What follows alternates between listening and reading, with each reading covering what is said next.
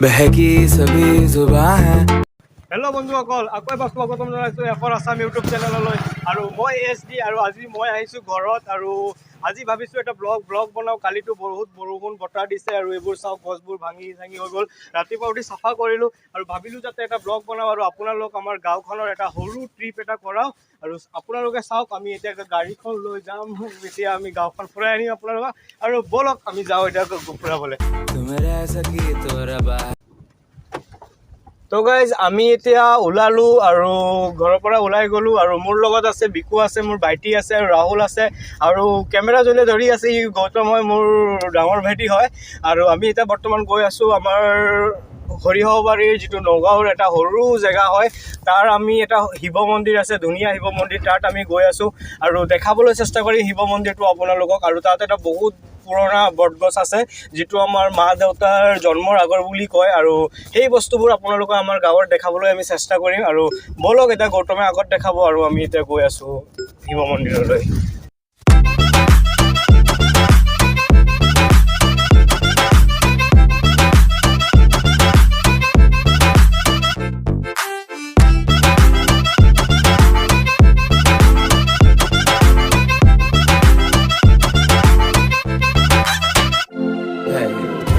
চ' guys, আমি finally আহি পালোঁ ইয়াত। আৰু এয়া পালোঁ শিৱ মন্দিৰ। আমাৰ পৰা 400 মিটাৰমান দূৰ আছে। আৰু চাওক ইয়াৰ দৃশ্যবোৰ কিমান ধুনীয়া, চাৰিওফালে পথাৰ আছে আৰু আগত ধুনীয়া জেগা, আৰু আমাৰ পিছফালে পাহাৰো আছে আৰু ছাইডত বাগানবোৰো আছে। চব আপোনালোকক দেখাম। আমি এতিয়া আপোনালোকক লৈ গৈ আছোঁ, গৌতমে দেখাব। আৰু চাওক আগফালে ধুনীয়া দৃশ্যবোৰ, কি ধুনীয়া। আৰু নতুন ৰাস্তা দলংবোৰ বনাইছে ইয়াত। আৰু ব'লক আপোনালোকক শিৱ মন্দিৰৰ তাত আমি লৈ যাওঁ। আৰু মই গাড়ীখন ইয়াতে ৰাখি আছোঁ, ইয়াৰ পৰা খোজকাঢ়ি যাম আৰু দেখাম আপোনালোকক, বস্তুবোৰ দেখাম। ব'লক।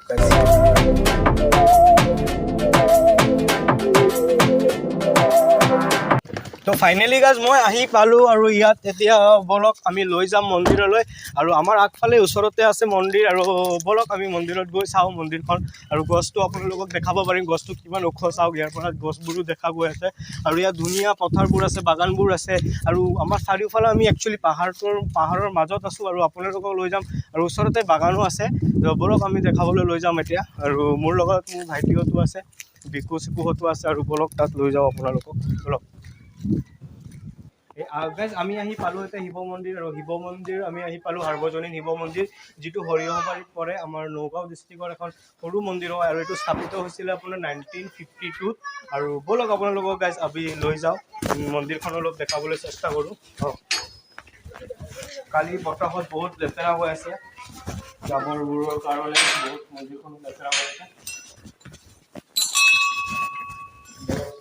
আৰু সেয়া চাব পাৰে গাইজ, আমাৰ এই মেইন মন্দিৰ হয় এইখন। আৰু তাতো গছবোৰ আছে, তাত মন্দিৰ শিৱলিংগ আছে। মই ভিতৰত নোসোমাওঁ ৰাতিপুৱা। চ' গাইজ, ইয়াৰ পৰা চাওক আপোনালোকে। আৰু ইয়াৰ পৰা আমি চিধা যাম আপোনালোকক টি গাৰ্ডেনবোৰ দেখাবলৈ, আমাৰ কেনেকুৱা লাগে তেনেহ'লে। ব'লক গাইজ, আমি ইয়াৰ পৰা যাওঁ। চ' গাইজ, মই এতিয়া ওলালোঁ আৰু মন্দিৰৰ পৰা ওলাই যাব আছিলোঁ আমাৰ বাগান ফালে। আৰু আপোনালোকৰ এটা দৃশ্য দেখাম আগফালে, ইমান বেয়াকৈ কালি বতাহ দিছে আৰু গোটেই ৰাস্তাত আমাৰ বাঁহ পাত আৰু জংঘলবোৰ, মানে গছবোৰ ভাঙি পৰি আছে। আৰু গৌতমে দেখাব গছবোৰ কেনেকুৱা পৰি আছে ইয়াত, বহুত বেয়াকৈ। আপোনালোকে কেমেৰা চালে ইমানো গম নাপাব চাগে। তো একচুৱেলি ইয়াত বহুত বাঁহ পাত পৰি আছে। আৰু আমি গৈ আছোঁ, তথাপিও চাওঁ আগত আমি যাব পাৰোঁ নে নাই, নে গছবোৰ ৰাস্তাত পৰি থাকিলে বাৰু যাব নোৱাৰোঁ। তথাপি আমি গৈ আছোঁ, চাই থাকক আপোনালোকে। আৰু গৌতমে দেখাব ৰোডবোৰ কেনেকুৱা হৈ আছে, আৰু গোটেই বাঁহ গছবোৰ তলত লাগি গৈছে। তো চাওক, আমি গৈ আছোঁ। सहनी हमें सजा है, हम हैं बाजारों के, सबकी नजर यहाँ है, हर चीज राज है। अब है जो है वो समा है, तुम रह सकी तो रबा है। अब है जो है वो समा है, तुम रह सके ऐसी जीत, अब चाहे जिंदगी। চ' গাইজ, মই আহি পালোঁ বৰ্তমান এই আমাৰ ফিল্ড এটাত। আৰু এইটো একদম পাহাৰৰ লগত আমাৰ সৰু সৰু বাগানো এটা আছে। আৰু আপোনালোকক এই ফিল্ডখন, ময়ো গুৱাহাটীত থাকোঁ আৰু বহুত বছৰৰ পিছত এই ফিল্ডখনত আহিছোঁ।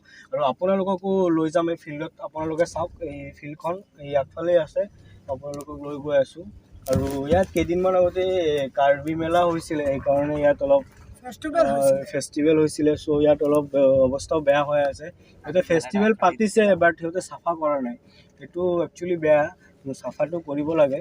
তো ব'লক আপোনালোককো অলপ ফিল্ডটো দেখাই দিওঁ আৰু পাহাৰটো ভিউবোৰ দেখুওৱাৰ চেষ্টা কৰোঁ আপোনালোকক অলপ।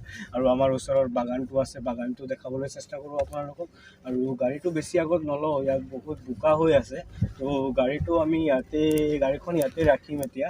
তো আপোনালোকে চাই থাকক গাইজ, আমি এতিয়া নামিম গাড়ীৰ পৰা। আৰু ইয়াত বহুতেই বোকা হৈ আছে। তো গাইজ ব'লক এতিয়া আমি নামিম। চ' গাইজ ফাইনেলি মই আহি পালোঁ। এয়া গাড়ীখন ইয়াতে ৰাখিছোঁ আৰু ইয়াত কিমান বোকা চাওক। তথাপিও মই গাড়ীখন সোমাই দিছোঁ, বিকজ এইটো আপোনাৰ XUV হয়, তো প্ৰব্লেম নহয় ইমান। আৰু মই আছোঁ পাহাৰৰ ওচৰতে আছোঁ আৰু আপোনালোকেও দেখাবলৈ চেষ্টা কৰিম। আৰু ইয়াত এখন স্কুলো আছে ফিল্ডত, আৰু আমি ইয়াত বহুত ক্ৰিকেট খেলিছোঁ। বাট ইয়াত আপোনাৰ এই কাৰ্বি ফেষ্টিভেল হোৱাৰ পিছৰ পৰা ইয়াত বহুত লেতেৰা কৰি দিছে আৰু লেতেৰা হৈও আছে।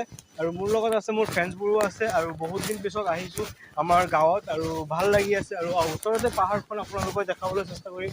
এয়া চাওক ওচৰতে পাহাৰ, আৰু ইয়াত গৰুবোৰো ঘাঁহ খাই আছে। আৰু বহুত ধুনীয়া, একদম ভাল লাগি আছে ইয়াত আহি, মনটো ভাল হৈ যায়।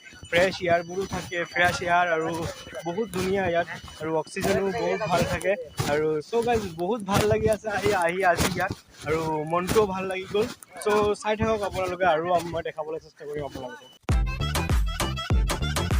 ফাইনেলি আমি ইয়াৰ পৰা ওলালোঁ আৰু এতিয়া চিধা আমি ঘৰলৈ যাওঁ। আৰু আপোনালোকে প্লিজ গাইজ ভাল লাগিলে ভিডিঅ'টো লাইক কৰি দিব, ছাবস্ক্ৰাইব কৰি দিব আৰু শ্বেয়াৰ কৰি দিব।